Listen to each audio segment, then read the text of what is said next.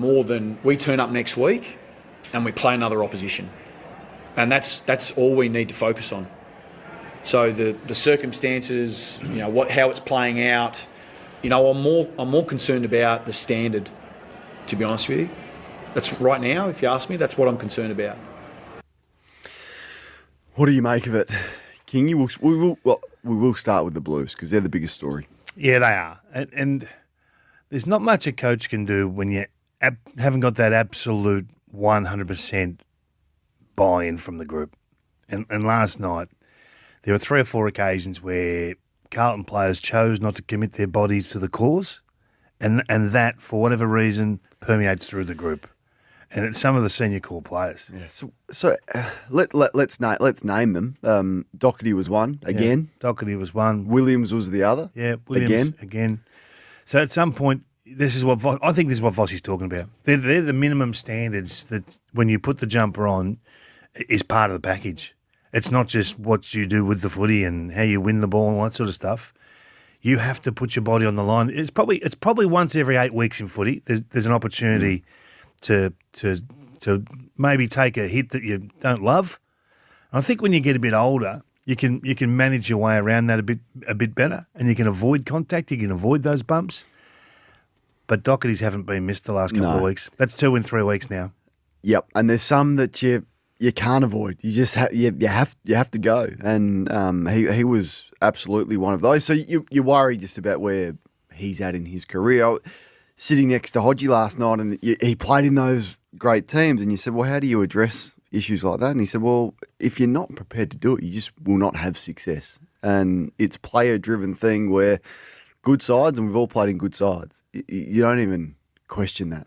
Everyone is willing to sacrifice something for the greater good of the team. And successful teams do it, and for whatever reason, particularly when you've got a team with players such as Cripps, who unconditionally does it, and I think Walsh, to be fair, unconditionally sacrifices his body. Weddering's probably the same, but there's too many Carlton players right now that aren't prepared to do that, and it's standing out badly. So I don't think it's a fitness thing at all. You don't think? No. I just think their skills behind the ball in the back half are just woeful. Some of the players down there just disrespect the footy. But how can they be so strong in first halves and so awful in second? Like, this has been a long time now. Yeah. Yeah, I don't think the gaps in football. I challenged you last week that they sacked the wrong guy with Andrew Russell in their fitness department. You laughed at me. I'm still laughing at you. You are? You show me where fitness was a factor last night. They just kick the ball back to the opposition. They do, but they do look like they're running. No matter where you're running.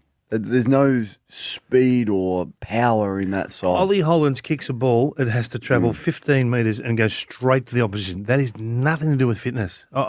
Fatigue, decision-making, I think it does have to do with fitness. When fatigue sets in, skill errors become more prominent.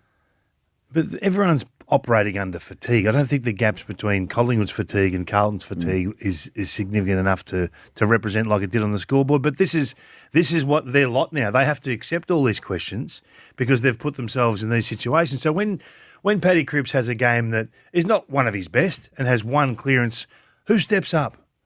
I mean, we talked about this last night. I reckon I could write down Adam Chera's night at the start of the night. Every time. 23 disposals, 4 clearances, 6 or 7 score involvements. Yes, and 5 kicks that go straight up into the air inside 50. Bang, that'll be Adam. That's it. That'll be Adam. He won't be best on ground. He won't be the worst. He'll just be in that little sweet spot in the middle. And get you a 5-year contract extension. And you sort of can't be too unhappy with him, but you can't be wrapped with him, so you're torn.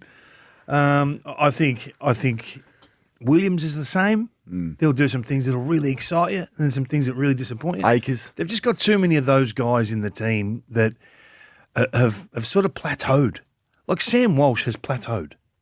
I don't know where he's at with his footy right now with his damage. Well, of course we're worried about him because we want him to be the player that he threatens to be and that he has been in the past. You know, Hewitt versus Dacos was a terrific watch last night. He can hold his head high. Saad threatens to break the game open and was pretty good last night, but then it ceases, it stops because he's one who can't cover the ground. If it wasn't De Koning or Cripps, it was really, who was it going to be? They've got problems, haven't they? They got serious problems, yeah. No, just because I don't know where you go to from here. I mean, there's not as if they've got many levers to pull with their list. I don't know. they don't have their pick either, do they? No, Like, so it's gone. Not sure what now. Jagger Smith, of course, there's a lot of positivity around what he can be, but he's coming off an ACL and he's never going to be the difference in his first year. So, and if De Koning leaves, then what? We don't know. There's so many uncertainties around Harry, and there's a long time left on that deal. Curnow will be fine. I'm not worried about Charlie, albeit you're always concerned somewhat about his body and the latest injury setback that he'll have. It wasn't his fault last night, I didn't think. But who are the young ones at Carlton under the age of 24 that you're excited and that you are certain will even be on the list in 2 years' time? Well, and even to go to the selection of the team, I think they're too tall forward of the ball. I think Young and Kemp are the same player.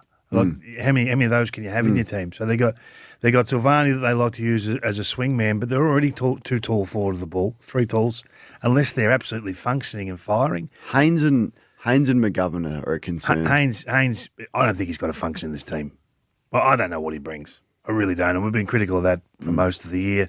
I just think they've got to get that hybrid type back rather than the tall that when they give you nothing, you get zero. So what does it mean for the coach? Well, we're not here to.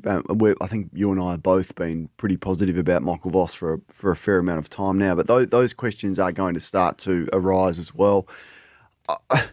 He said he's going to go up to the box, and that's where he was going to coach from this year. That lasted a half. Yeah. That lasted a half of the first game. He's gone at half time. He's speaking to the media. He said, I don't like it up there. I'm back down on the interchange. That just, I don't know. That's a warning sign. Is he seeing the game? Are they playing the way that the best teams are playing? Can they athletically cover the ground? Can they athletically move the football? Their efficiency going inside 50. No worries getting it in there. They can't score, and it's so predictable. That's a coaching issue that needs to be sorted. For Vossi, the method is a coaching issue. So let's just say that every method in coaching works because there's no right or wrong way, right? But if your method is to bash the opposition and to cruel them at contest and to cruel them at clearance, well, that has to be absolute because if you haven't got the outside game, then you have to absolutely have to have that. And that got taken away from them so quickly. So So give us the third quarter. If you just give us some of those third quarter. When you are so strong in that aspect and you get your pants pulled down in what has made you a pretty good side, some of those third quarter numbers, can you? Well, 13-6 at clearance. They got dominated. 39-27 at contest. Yeah. And it was contest everywhere, really. And then once they got it in their forward half, Collingwood, it wasn't coming out. They could not get the ball out of there. And it represents as scores from forward half work rather than from stoppage because they just kept pummling it back in, and in the end, the sheer weight of numbers, it was too much for them. And then you sort of you start looking at the Carlton back six when they're under a bit of pressure, and you go, I don't know if it's any good. I said it was built of straw at the start of the year. People said, that's a bit harsh. And Silvani's been really good behind the ball, and then he's been Wiedering's been really good. One positive. Silvani. But the Wiedering and Silvani tick. Yep. Saab was a tick last night. Who else? I mean, Hollands does some nice things. Yeah, I think there's enough to persist there with Hollands. It's a new role for him, and I think he's done it pretty well. I thought he was good against Hawthorn, against those smalls. So I think he's a tick, but his ball use concerns me. Boyd should be in this team. I think that this back six, at least he can kick it. Yeah. He got some confidence that he's going to go to a Carlton jumper, and I also think they've got to look at Binns. I don't know why they don't play Binns. I'm not questioning everything at Carlton, but when you play like this, I think you've got to turn the page on a few. There has to be a scalp or two at selection with this because you need to shake this group. It's not Vossi last night was different to Vossi last week. Last week he said, no, there's some positives there. We see this, we see that coming along. We can see our way through this. Last night it was, hey, we meet the Carlton standards. That's a bad one. Blues fans, 0433 98 11 16. Give us your thoughts for Toolkit Depot's Easter sale, which has all the tools and gear you need for the long weekend. And for the Pies, I'm not. Come on. They were terrific. And I'm